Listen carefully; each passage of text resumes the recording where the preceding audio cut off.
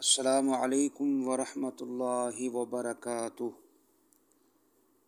الحمدللہ والصلاة والسلام علی رسول اللہ۔ محترم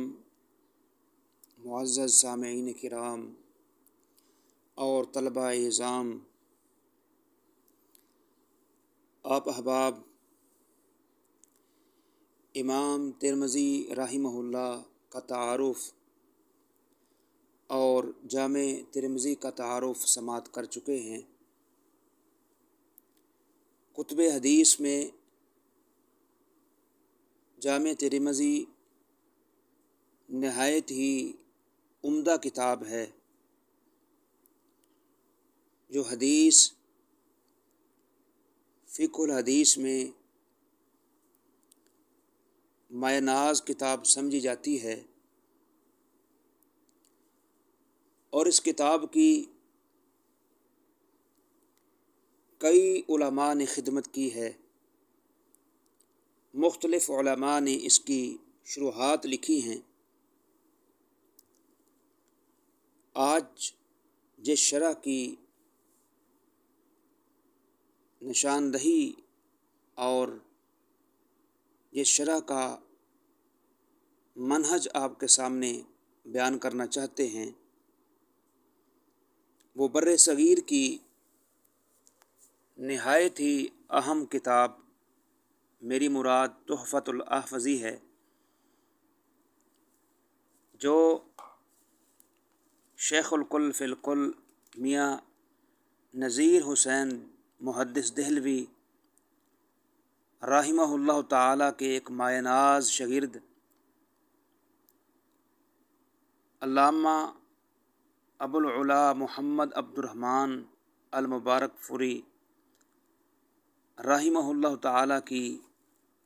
تصنیف لطیف ہے۔ میرے پاس اس وقت دار احیاء التراث کا نسخہ موجود ہے، جو 10 جلدوں میں ہے۔ پہلی جلد تحفہ کے مقدمہ پر مشتمل ہے، جس میں علامہ عبد الرحمن مبارک پوری رحمہ اللہ تعالی نے 2 ابواب قائم کیے ہیں۔ مقدمہ تحفۃ الاحوذی یہ 2 ابواب پر مشتمل ہے۔ پہلا باب علم حدیث، محدثین اور کتب حدیث کے تعارف پر مشتمل ہے۔ اس میں 41 فصلیں ہیں۔ فاضل مصنف نے نہایت ہی عمدہ انداز کے اندر حدیث، محدثین اور کتب حدیث کا تعارف کروایا ہے، اور بہت ہی علمی اور تحقیقی انداز اختیار کیا ہے۔ اور دوسرے باب میں امام ترمذی اور جامع ترمذی کے متعلق فاضل مصنف نے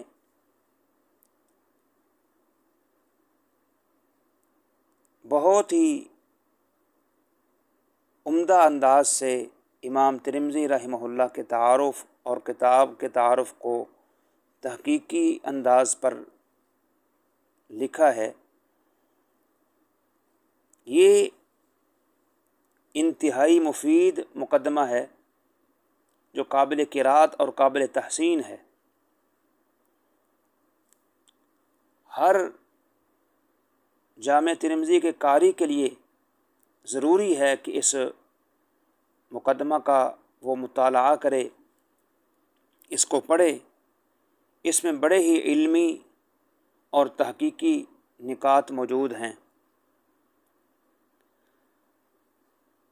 اس کے بعد باقی 9 جلدوں میں تحفۃ الاحوذی اس کی شرح ہے، جس میں مصنف رحمہ اللہ نے ایک علمی اور تحقیقی اسلوب اور منہج اختیار کیا ہے۔ آج آپ احباب کے سامنے علامہ عبدالرحمن مبارک پوری کی اس مایہ ناز شرح کی تفصیل اور اس کا اسلوب و منہج آپ کے سامنے رکھنا چاہتے ہیں۔ پہلے نمبر پر اس کا منہج یہ ہے کہ علامہ مبارک پوری رحمہ اللہ تعالی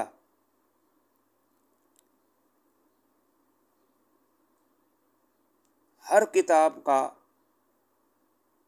وہ تعارف کرواتے ہیں۔ مثلاً پہلی جو کتاب ہے جامع ترمذی کی کتاب الطہارہ، اس میں انہوں نے ابواب الطہارہ کا عمدہ انداز سے تعارف کیا ہے۔ مثلاً پہلے وہ ابواب کی وضاحت کرتے ہیں، پھر کتاب، باب اور فصل میں فرق بیان کیا انہوں نے، اور اس کے بعد لفظ جو طہارہ ہے اس کی انہوں نے وضاحت کی ہے، اس کا لغوی معنی اور اس طرح اصطلاحی معنی بیان کیا ہے۔ اس انداز سے علامہ رحمہ اللہ ہر کتاب کو وہ تعارف مد نظر رکھتے ہوئے وہ قارئین کرام کو کتاب کا تعارف عمدہ انداز سے کرواتے ہیں، اور اس میں ان کا جو اسلوب ہے مختلف وہ مراجع سے اور مصادر سے اپنی بات کو تحقیقی انداز میں وہ پیش کرتے ہیں۔ مثلاً کتاب الطہارہ کے اندر ہی انہوں نے علامہ نور الدین کی یہ کتاب فروق اللغات کو مد نظر رکھتے ہوئے لفظ کتاب، فصل اور باب کا جو تعارف بیان کیا ہے بڑے اچھے انداز سے اس کو نقل کیا ہے۔ تو یہ بہت ہی ایک عمدہ اسلوب ہے جو صاحب کتاب نے اختیار کیا ہے۔ اس کے بعد ایک اور اس کا جو اسلوب و منہج ہے جو سامنے آتا ہے، علامہ موصوف رحمہ اللہ روات حدیث کا تعارف کرواتے ہیں۔ روات حدیث میں جو اس لفظ کا تلفظ ہوتا ہے اس کو بھی وہ بیان کرتے ہیں۔ مثلاً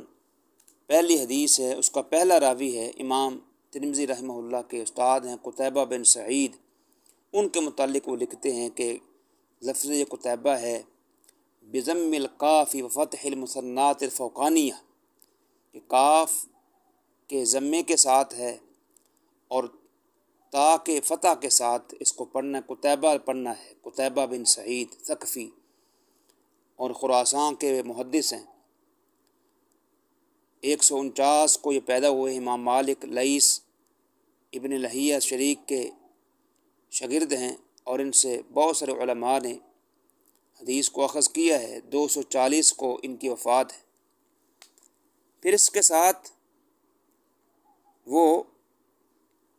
جہاں سے انہوں نے ترجمہ لیا ہے اس کا حوالہ بھی ذکر کر دیتے ہیں۔ مثلاً اسی مصنف اسی راوی کو وہ ذکر کرتے ہوئے انہوں نے تذکرۃ الحفاظ کا حوالہ نقل کیا ہے۔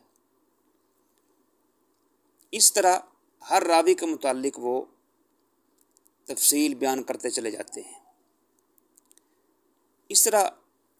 روات حدیث کے تعارف کے ضمن میں ان کا ایک منہج یہ بھی سامنے آتا ہے کہ وہ بعض شارحین کا علمی تعاقب بھی کرتے ہیں۔ مثلاً اسی پہلی حدیث میں انہوں نے لفظ تنبیہ ذکر کر کے صاحب و عرف شذیح علامہ انور شاہ کشمیری رحمہ اللہ کا تعاقب کیا ہے، جہاں انہوں نے یہ لکھا ہے عرف و شذی کے اندر کہ ربما تجد فی کتب الصحاح وغیرہا انہم یبدؤون السند من الاول بالعنعنة ثم في الاسفل بالاخبار والتحديث لان التدليس لم يكن في السلف وحدث في المتأخرین فاحتاج المحدثون الى التصریح بالسماع، کہ بس اوقات آپ کتب سیاح کے اندر یہ آپ پائیں گے کہ وہ شروع سند میں وہ عنان کے ساتھ وہ ذکر کرتے ہیں، پھر وہ بعد میں اخبرنا حدثنا کا ذکر کرتے ہیں، کیونکہ سلف کے اندر تدلیس کا ذکر نہیں تھا، تدلیس نہیں تھی، بعد میں کہ پیدا ہوئی ہے، لہذا محدثین بعد میں وہ سماع کی وہ صراحت کے محتاج ہوئے ہیں۔ اس پر وہ تبصرہ کرتے ہوئے علامہ مبارک پوری رحمہ اللہ نے نقل کیا ہے کہ یہ جو بات انہوں نے کہی ہے کہ تدلیس سلف میں موجود نہیں تھی، مبنی علی غفلتہ عن اسماء الرجال، کہ اسماء رجال سے ان کی غفلت کا یہ نتیجہ ہے۔ فقد کان تدلیس فی السلف، حالانکہ تدلیس تو سلف میں موجود تھی، وکان کثیر من التابعین واتباعہم مدلسین، بہت سارے تابعین تبع تابعین مدلس راوی تھے۔ وہکذا امر جلی عند من طالع کتب اسماء الرجال والکتب المؤلفہ فی المدلسین، کہتے ہیں کہ جو اسماء رجال کی کتابوں کا اور مدلسین میں لکھی ہوئی کتابوں کا مطالعہ کرنے والا ہے، اس پر یہ واضح ہے۔ ومن التابعین الذین کانوا موصوفین بالتدلیس معروفین بھی، اور تابعین میں جو حضرات تدلیس میں معروف تھے، قتادہ ہیں، ابو زبیر مکی ہیں، حمید طویل ہیں، عمر بن عبداللہ سبیعی ہیں، زہری ہیں، حسن بصری ہیں، حبیب بن ابی ثابت ہیں، ابن جریج ہیں، سلیمان تیمی ہیں، سلیمان بن مہران عامش ہیں، محمد بن اجلان ہیں، عبد الملک بن عمیر ہیں، عطیہ بن سعید وغیرہ، فاولئک کلھم من التابعین، سارے کے سارے تابعین ہیں۔ لہذا ان کا یہ کہنا کہ تدلیس سلف میں نہیں تھی باطل بلا مریہ، بغیر شک کہ یہ باطل ہے، بلکہ معاملہ اس کے برعکس ہے۔ پھر انہوں نے اس پر علامہ لکھنوی کی کتاب ظفر الامانی کا اور اس طرح علامہ حلبی کی کتاب تبیین کا یہ حوالہ دیا ہے کہ شروع میں یہ تدلیس موجود تھی، تو یہ کہنا کہ شروع میں تدلیس موجود نہیں تھی یہ غفلت کا نتیجہ ہے۔ اس طرح امام علامہ مبارک پوری رحمہ اللہ جو بھی شارحین غلطی کا مرتکب ہوئے ہیں ان کا وہ علمی تعاقب کرتے جاتے ہیں۔ ایک اور مثال آپ روات کے حوالے سے، یہاں پہلی سند کے اندر امام وکیع بن جراح کا ذکر ہوا ہے جو کوفہ کے محدث تھے اور مایہ ناز ایک راوی ہیں، ان کے متعلق علامہ مبارک پوری رحمہ اللہ تنبیہ کا لفظ لکھ کر کے وہ کہتے ہیں قال بعض الحنفیہ ان وکیع بن جراح کان یفتی بقول ابی حنیفہ، کہ بعض حنفیوں نے یہ کہا ہے کہ امام وکیع بن جراح امام ابو حنیفہ رحمہ اللہ کے قول پر فتویٰ دیا کرتے تھے۔ وکان قد سمع منہ شیئا کثیرا وزعم بعضهم انه کان حنفیا یفتی بقول ابی حنیفہ ویقلدہ، اور بعض نے یہ خیال کیا ہے کہ وہ حنفی تھے، امام ابو حنیفہ کے قول کے مطابق فتویٰ دیا کرتے تھے، ان کے مقلد تھے۔ اس پر وہ تبصرہ کرتے ہوئے لکھتے ہیں القول بان وکیعا کان حنفیا یقلد ابا حنیفہ باطل جدا، کہ یہ کہنا کہ امام وکیع رحمہ اللہ یہ حنفی تھے، ابو حنیفہ رحمہ اللہ کے مقلد تھے، انتہائی باطل بات ہے۔ الا تری ان ترمذی قال فی جامعہ، کہ آپ نے دیکھا نہیں ہے امام ترمذی رحمہ اللہ نے خود اپنی کتاب الجامع کے اندر اور باب اشعار البدن میں انہوں نے نقل کیا ہے کہ میں نے یوسف بن عیسیٰ سنا ہے، وہ کہتے ہیں کہ میں نے امام وکیع سے سنا ہے کہ جب انہوں نے یہ حدیث یعنی عبداللہ بن عباس کی بیان کی کہ اللہ کے نبی علیہ الصلوۃ والسلام نے قلدنا علیہ واشر الہدیہ، کہ دو جوتے قربانی کے جانور پر لٹکائے اور قربانی کے جانور کا اشعار کیا، یعنی خون نکال کر اس پر لت پت کیا، یعنی یہ حدیث 906 جامع ترمذی کے اندر موجود ہے۔ پھر وہ کہنے لگے لا تنظروا الی قول اہل الرائے فی الاشعار، امام وکیع نے کہا کہ اہل رائے کے قول کی طرف نہ دیکھنا، جو اشعار کے متعلق ان کا کہنا ہے کہ اشعار جو ہے یہ مسئلہ ہے، وہ کہتے ہیں ان الاشعار سنت، حالانکہ اشعار جو سنت ہے، وقولہم بدعہ، ان کا جو قول ہے بدعت ہے۔ وسمعت ابا صاحب یقول کنا عند وکیع، ابو صاحب سے میں نے سنا ہے، وہ کہتے ہیں کہ ہم امام وکیع کے پاس تھے۔ قال رجل ممن ينظر في الرأي، ایک آدمی جو اہل رائے کا ساتھ تعلق تھا جس کا، وہ کہتے ہیں کہ اشعر رسول اللہ صلی اللہ علیہ وسلم ويقول ابو حنیفہ ومسلم، کہ اللہ کے نبی نے اشعار کیا ہے اور ابو حنیفہ فرماتے یہ مسئلہ ہے۔ فقال الرجل فإنه قد روان ابراہیم النخعی، اس آدمی نے کہا کہ ابراہیم النخعی سے وہ امام ابو حنیفہ بیان کرتے ہیں کہ الاشعار مسئلہ، کہ اشعار کرنا مسئلہ ہے۔ راوی کہتے ابو صاحب کہتے فرأیت وکیعا غضب غضبا شدیدا، امام وکیع انتہائی غصے ہو گئے اور کہنے لگے اقول لک قال رسول صلی اللہ علیہ وسلم، میں تمہیں اللہ کے نبی کی حدیث بیان کر رہا ہوں، تو آگے سے کہہ رہے کہ ابراہیم نے یہ کہا ہے ما حقک بان تحبس ثم لا تخرج، حق یہ بنتا کہ تجھے گرفتار کر لیا جائے پھر نہ نکالا جائے حتیٰ کہ تو اپنے اس قول سے باز آ جائے۔ تو یہ قول امام وکیع رحمہ اللہ کا، وہ کہتے ہیں یہ اعلان کر رہا ہے انہ لم یکن مقلدا لابی حنیفہ، کہ امام وکیع ابو حنیفہ رحمہ اللہ کے مقلد نہیں تھے، ولا لغیرہ، اور کسی اور کے بھی مقلد نہیں تھے، بل کان متبعا سنہ، بلکہ وہ سنت کے متبع تھے، منکرا اشد الانکار علی من یخالف سنہ، جو بھی سنت کی مخالفت کرتا تھا اس پر سخت نکیر کیا کرتے تھے۔ لہٰذا ان کے متعلق یہ کہنا کہ وہ مقلد تھے ابو حنیفہ رحمہ اللہ کے، علامہ مبارک پوری رحمہ اللہ نے بڑے ہی احسن انداز سے، علمی اور تحقیقی انداز سے تعاقب کر کے واضح کیا ہے کہ امام وکیع بن جراح کسی کے مقلد نہیں تھے۔ یہ بھی ایک منہج ہے امام ترمذی رحمہ اللہ کا کہ جہاں جہاں شارحین نے کوئی ڈنڈی ماری ہے اور کمی بیشی کی ہے، علامہ مبارک پوری رحمہ اللہ وہاں تعاقب کرتے ہیں۔ چوتھے نمبر پر مبارک پوری رحمہ اللہ متنی حدیث کی وہ علمی طور پر وہ تشریح کرتے ہیں۔ مثلا پہلی حدیث لے لیں کہ لا تقبل صلاۃ بغیر طہور، اس کے متعلق انہوں نے پہلے لکھا ہے کہ طہور بضم تا کے ضمے کے ساتھ اس کو پڑھنا ہے، والمراد به ما هو اعم من الوضوء والغسل۔ پھر انہوں نے امام النووی رحمہ اللہ کے حوالے سے جمہور اہل لغت کے یعنی اقوال پیش کیے ہیں کہ لفظ طہور کا لغوی معنی کیا ہے، جس میں علامہ خلیل ہیں، اسمعی ہیں، ابو حاتم سجستانی ہیں وغیرہ وغیرہ، اور اس لفظ کو طہور پڑھیں گے، طہور پڑھیں گے، اور ان دونوں کا معنی مفہوم کیا ہوگا۔ اور پھر لا تقبل الصلاۃ بغیر طہور کا یہاں قبول کا معنی کیا ہے،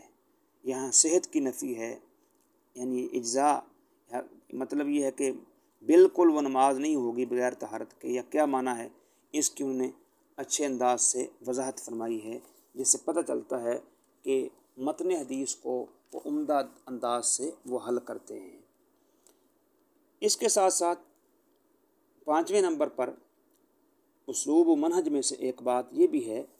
کہ علامہ مبارک پوری رحمہ اللہ حدیث سے جو مستنبط مسائل ہوتے ہیں، فقہی نکات ہوتے ہیں، ان کو بھی بیان کرتے ہیں۔ مثلا یہی جو حدیث پہلے نمبر پر آپ لوگوں نے سماعت کی ہے، اس کے بعد وہ لکھتے ہیں والحدیث نص فی وجوب طہارت للصلاۃ، یہ حدیث یہ واضح نص ہے کہ نماز کے لیے وضو یہ واجب ہے۔ وقد اجمعت الامت علی ان الطہارۃ شرط فی صحۃ الصلاۃ، اور امت کا اجماع ہے نماز کے صحیح ہونے میں طہارت شرط ہے۔ واجمعت علی تحریم الصلاۃ بغیر طہارہ من ماء او تراب ولا فرق بین الصلاۃ المفروضہ والنافلہ، اور اس میں بھی اجماع ہے کہ بغیر طہارت کے، چاہے وہ پانی سے ہو، مٹی سے ہو، نماز حرام ہے، اور اس میں نفلی فردی نماز میں کوئی فرق نہیں۔ اور اس میں یہ بھی لکھتے ہیں والحدیث دلیل علی وجوب الطہارہ لصلاۃ الجنازہ، کہ نماز جنازہ کے لیے طہارت کے وجوب پر بھی یہ حدیث دلیل ہے، کیونکہ وہ بھی نماز ہے۔ اور نبی کریم نے پھر انہوں نے حدیث نقل کی ہے کہ من صلی علی جنازہ کے الفاظ بولے ہیں کہ جو نماز جنازہ پڑھتا ہے، اور اس طرح صلو علی صاحبکم، صلو علی النجاشی، اور امام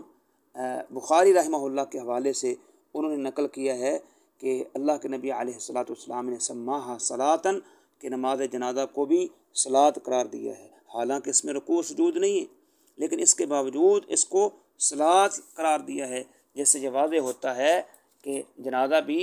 یہ صلاۃ ہے، اور اس میں بھی طہارت کا ہونا انتہائی ضروری ہے۔ اس کے ساتھ ساتھ امام ترمذی رحمہ اللہ، ان کے منہج میں سے، اسلوب میں سے ایک بات یہ بھی ہے کہ وہ راجح اور صحیح قول کا وہ اعلان کرتے ہیں، حق بات کا اعلان کرتے ہیں۔ مثلا یہی حدیث جس میں انہوں نے نقل کیا ہے کہ نماز جنازہ کے لیے یہ طہارت کا ہونا ضروری ہے، شرط ہے، اور بعض احباب نے کہا ہے کہ نماز جنازہ کے لیے طہارت شرط نہیں ہے، جس میں انہوں نے حافظ ابن عبد البر کا حوالہ دیا ہے کہ امام شافعی، ابراہیم بن علیہ اور بعض نے ابن جریر وغیرہ کا بھی قول نقل کیا ہے کہ ان کے ہاں نماز جنازہ کے لیے طہارت شرط نہیں ہے، اور امام ابن عبد البر کہتے ہیں وہ مذہب شاذ، یہ شاذ مذہب ہے۔ یہ حافظ ابن حجر کا قول انہوں نے ابن عبد البر کے حوالے سے فتح الباری سے نقل کیا ہے۔ اس کے بعد وہ نقل کرتے ہیں قلت والحق ان الطہارۃ شرط فی صحۃ صلاۃ الجنازہ، کہ نماز جنازہ کے صحیح ہونے میں طہارت یعنی وضو کا ہونا شرط ہے۔ والالتفات الی ما نقل عن الشعبی وغیرہ، امام شعبی وغیرہ سے جو بھی منقول ہے اس کی طرف التفات نہیں کریں گے۔ اس طرح پتہ چلتا ہے کہ علامہ مبارک پوری رحمہ اللہ قول حق کا بھی اعلان کرتے ہیں، راجح قول کا بھی اعلان کرتے ہیں۔ مزید آپ جہاں جہاں حدیث سے وہ استنباط کرتے جاتے ہیں، وہاں راجح قول کا بھی بہترین انداز سے وہ ذکر کرتے ہیں۔ اس کے بعد امام مبارک پوری رحمہ اللہ تعالی تخریج حدیث کا بھی اہتمام کرتے ہیں۔ مثلا یہی جو حدیث ہے جس کے متعلق امام ترمذی فرماتے ہیں ھذا الحدیث وصح شیء، وہ فرماتے ہیں والحدیث اخرجہ الجماعہ الا البخاری، اس کو جماعت محدثین نے نکالا ہے امام بخاری کے علاوہ۔ یہ بات انہوں نے کتاب المنتقی سے نقل کی ہے۔ اس طرح آگے بھی جا کر کے وہ اسی انداز سے وہ حدیث کی تخریج بھی کرتے ہیں کہ یہ حدیث کس کس امام نے اپنی کتاب کے اندر نقل کی ہے۔ یہ بھی علامہ مبارک پوری رحمہ اللہ کا ایک انداز ہے، اسلوب ہے جو بیان کیا گیا ہے۔ اسی طرح اسلوب اور منہج میں سے ایک اسلوب یہ بھی ہے کہ وفی الباب میں جو وارد حدیث ہیں ان کی بھی تخریج کرتے ہیں۔ امام ترمذی رحمہ اللہ کا یہ اسلوب ہے کہ حدیث جو نقل کرتے ہیں اور اس مسئلہ میں جو حدیث موجود ہوتی ہیں پھر جن جن حضرات صحابہ سے ہوتی ہیں ان کو نقل فرما دیتے ہیں۔ مثلا پہلی حدیث کے متعلق وہ ذکر کرتے ہیں وفی الباب عن ابی الملیح عن ابیہ وابی ہریرۃ وانس، کہتے ہیں کہ اس مسئلہ میں ابو الملیح سے، ابو ہریرہ سے، انس سے بھی روایت موجود ہے۔ اس کے تحت علامہ مبارک پوری رحمہ اللہ نے ان تمام صحابہ سے جو حدیث منقول ہیں ان کا مخرج نقل کیا ہے، ان کی تخریج کی ہے۔ مثلا ابو ملیح کی جو حدیث ہے وہ اپنے والد سے جو بیان کرتے ہیں، علامہ مبارک پوری کہتے ہیں فاخرجہ ابو داود والنسائی وابن ماجہ ولفظہ لا يقبل اللہ صدقۃ من غلول ولا صلاۃ بغیر طہور والحدیث سکت عنہ ابو داود ثم المنذری۔ اس طرح جناب ابو ہریرہ سے جو حدیث مروی ہے کہتے ہیں اخرجہ شیخان بلفظ لا يقبل اللہ صلاۃ احدکم اذا احدث حتى يتوضأ الحدیث۔ باقی واما حدیث انس اخرجہ ابن ماجہ بلفظ لا یقبل اللہ صلاۃ بغیر طہور ولا صدقۃ من غیر غلول۔ تو اس طرح وہ ہر حدیث میں جس میں امام ترمذی رحمہ اللہ و فی الباب میں حدیثیں نقل کرتے ہیں ان کی وضاحت کرتے چلے جاتے ہیں۔ یاد رکھیں بعض مقامات پر علامہ مبارک پوری سے جو چیزیں رہ گئی ہیں فی الباب میں، ہمارے پاکستان کے محدث ہیں علامہ فیض الرحمان ثوری رحمہ اللہ تعالی، انہوں نے رش الصحاب یہ کتاب لکھی ہے، اور جو چیزیں علامہ مبارک پوری سے رہ گئیں انہوں نے اس کو مکمل کر دیا، اللہ تعالیٰ ان سے راضی ہو۔ اسی طرح ایک منہج یہ بھی ہے کہ وہ فی الباب میں مزید تخریج کا بھی علامہ مبارک پوری اہتمام کرتے ہیں۔ مثلا اسی پہلی حدیث میں ہی وہ ذکر کرتے ہیں قلت وفی الباب ایضا عن عمران بن حسین وابی صبرہ وابی درداء وعبداللہ بن مسعود ورباء بن عبد الرحمن، یعنی یہ جو حدیث ہے عمران بن حسین سے، ابو صبرہ سے، ابو درداء، عبداللہ بن مسعود، رباء بن عبد الرحمن، سعد بن عمارہ وغیرہ وغیرہ سے ان کی حدیث موجود ہیں۔ تو اس سے پتہ چلتا ہے کہ علامہ مبارک پوری رحمہ اللہ کی نگاہ جو تھی بہت ہی عمیق تھی، وہ حدیث پر گہری ایک نگاہ رکھنے والے تھے۔ یعنی اس دور میں ٹیکنالوجی بھی نہیں تھی اور اسی طرح نیٹ کا دور نہیں تھا، اس کے باوجود کتابوں کا ان کا جو مطالعہ ہے وسیع تھا، جو ان کی حدیث پر مہارت پر واضح ایک دلیل ہے۔ اس کے ساتھ ساتھ امام مبارک پوری رحمہ اللہ کے اسلوب و منہج میں سے ایک منہج یہ بھی ہے کہ وہ امام ترمذی کے اقوال پر بھی بسا اوقات تبصرہ کرتے ہیں۔ مثلا یہ پہلی حدیث ہی لے لیں، اس پر امام ترمذی رحمہ اللہ نے جو نقل کیا ہے ھذا الحدیث اصح شیء فی ھذا الباب واحسن، یہ حدیث اس باب میں صحیح ترین ہے اور حسن ترین ہے۔ اس پر تبصرہ کرتے ہوئے علامہ مبارک پوری لکھتے ہیں فیہ نظر، یہ بات ان کی محل نظر ہے،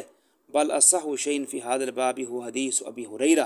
بلکہ اس مسئلہ میں سب سے صحیح ترین اگر کوئی حدیث ہے جناب ابو ہریرہ کی حدیث ہے، الذی اشار الیہ ترمذی، جس کی طرف امام ترمذی نے اشارہ کیا، وذکرنا لفظہ، اور جس کے الفاظ ہم ذکر کر کے آئے، فإنہ متفق علیہ، اور وہ بخاری مسلم کی روایت ہے جس پر امام بخاری کا اور مسلم کا اتفاق ہے۔ اس سے پتہ چلتا ہے کہ امام مبارک پوری رحمہ اللہ یہ امام ترمذی رحمہ اللہ کے اقوال پر بھی وہ تعاقب کر جاتے ہیں، جس سے واضح ہوتا ہے کہ ان کی جو نگاہ ہے بہت ہی گہری نگاہ ہے۔ اس کے ساتھ ہی امام مبارک رحمہ اللہ کے اسلوب و منہج میں سے ایک منہج یہ بھی ہے کہ وہ حضرات صحابہ کا بھی دفاع کرتے ہیں۔ جہاں جہاں کئی نے حضرات صحابہ کے بارے میں کوئی بات کہی ہے تو اس کا بھی وہ رد لکھتے ہیں۔ مثلا حدیث نمبر 2 جناب ابو ہریرہ رضی اللہ تعالی عنہ سے منقول ہے۔ اب جناب ابو ہریرہ کا امام ترمذی نے تعارف کروایا، ان کے نام کا تذکرہ کیا ہے، تو اس پر امام مبارک پوری رحمہ اللہ نے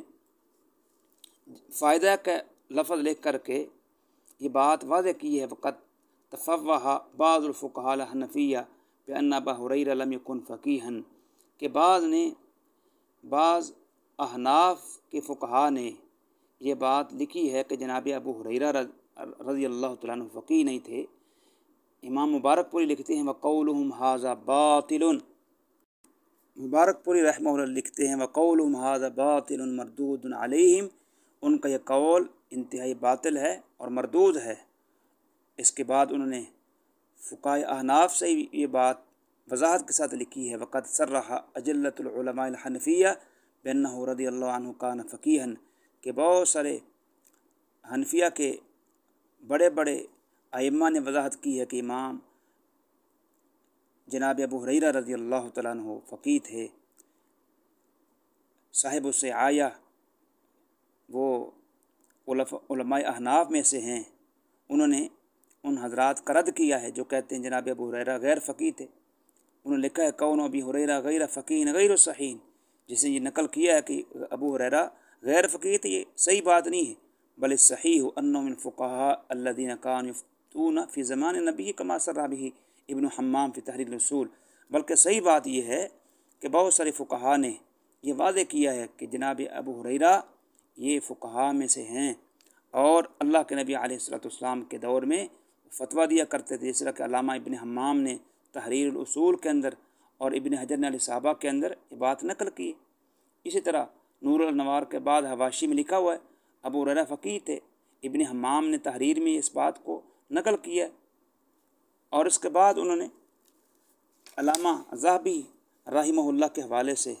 تذکرۃ الحفاظ سے عبارت نقل کی ہے کہ جناب ابو ہریرہ فقہائے صحابہ میں سے تھے، اہل فتویٰ میں سے تھے۔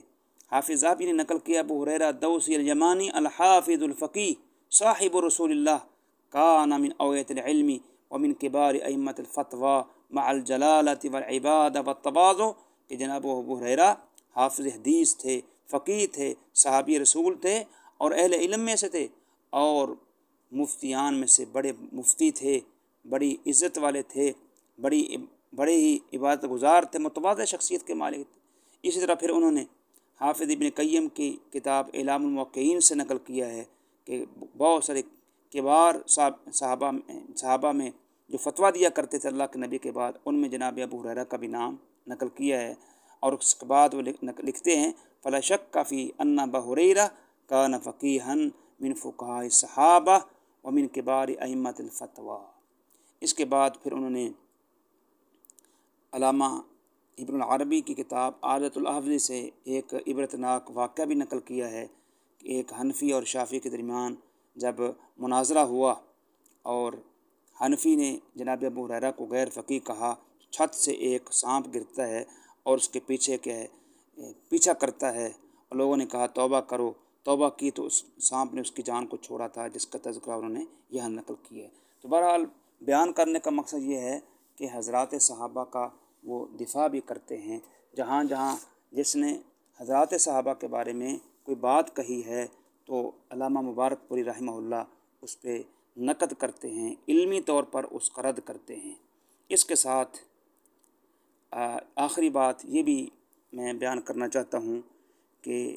علامہ مبارک پوری رحمہ اللہ جو بھی اپنی کتاب کے اندر بات نقل کرتے ہیں تو مصادر و مراجع کا بڑا اہتمام کرتے ہیں۔ مثلا روات حدیث کے متعلق جو انہوں نے عبارات نقل کی ہیں پھر اس کا وہ حوالہ بھی دیتے ہیں۔ مثلا تذکرۃ الحفاظ ہے، میزان الاعتدال ذہبی کی ہے، اسی طرح خلاصہ خزرجی کی ہے،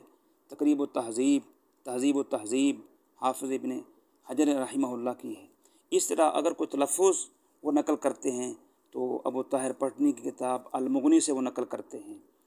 اور اسی طرح حدیث کی اگر شرح کرتے ہیں تو علامہ نووی کی المنہاج ہے، حافظ ابن حجر کی فتح الباری اور علامہ سندھی کی جامع ترمذی کی شرح، اس طرح ابن العربی کی عادۃ الاحوذی، اس طرح علامہ سیوطی کی قوت المقتضی، ملا علی قاری کی المرقات، علامہ خطابی کی معالم السنن، علامہ عینی کی عمدۃ القاری، اور اسی طرح علامہ شمس الحق بیانوی کی غایۃ المقصود، اسی طرح امام نووی کی شرح المہذب۔ اس طرح وہ حدیث کی شرح میں ان احباب کے جو اقوال نقل کرتے ہیں ساتھ ان کا حوالہ بھی دیتے ہیں، اور اس کے ساتھ اگر تخریج نقل کرتے ہیں حافظ ابن حجر رحمہ اللہ کی تلخیص الحبیر، اس طرح علامہ ذیلی کی نسب و رایہ کو مد نظر رکھتے ہیں۔ فقہی کتابوں کے اندر السعایہ ہے، المغنی ہے، اسی طرح امام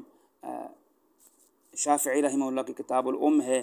اور اس طرح حافظ ابن قیم کے اعلام الموقعین ہے، اس طرح کی کتابیں بھی وہ حوالے کے طور پر وہ نقل کرتے ہیں۔ تو بہرحال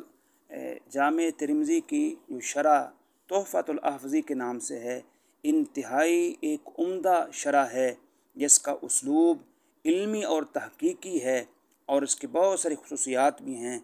ایک علمی مرجع ہے، جو بھی جامع ترمذی کا مطالعہ کرے تو اپنے زیر مطالعہ تحفۃ الاحوذی کو وہ بالخصوص رکھے،